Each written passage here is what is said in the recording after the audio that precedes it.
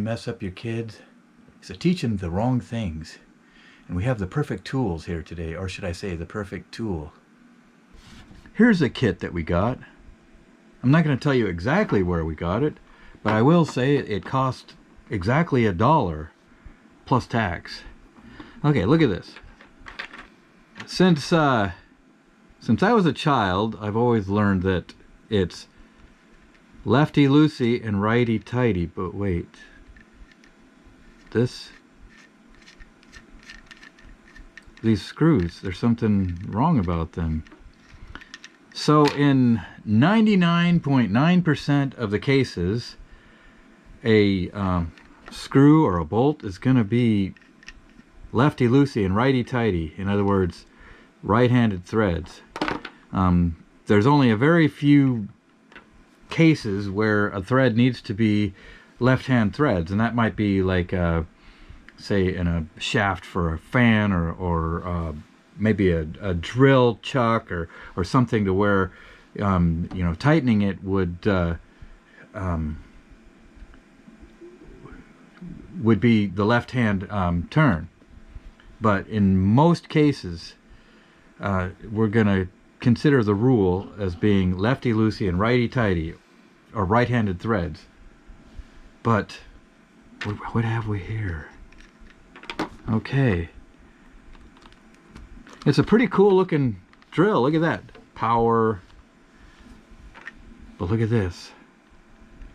And I'm going to do this in slow-mo, as slow as I can.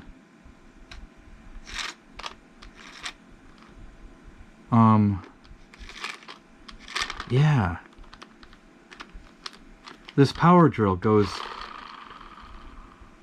counterclockwise. And there's no switch on it to make it go the other way. I mean, it's probably and this is just phony. It doesn't do anything to. So what do?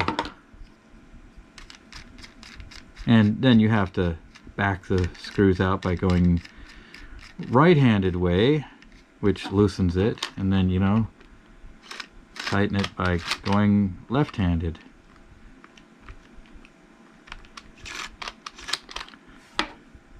And wait, what have we here? It's a drill bit. And you would think, okay, cool. If it's a,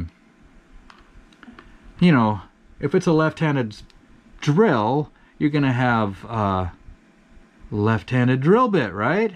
No, that wouldn't be the case. I'm thinking that some engineer probably messed up royally, and this is why it most likely ended up where it did, in a discount store. Because I'm thinking that you know, a nice toy like this, it's gonna probably usually go for more than $1 plus tax, isn't it? Oh well. Thank you, unnamed store that we bought it at.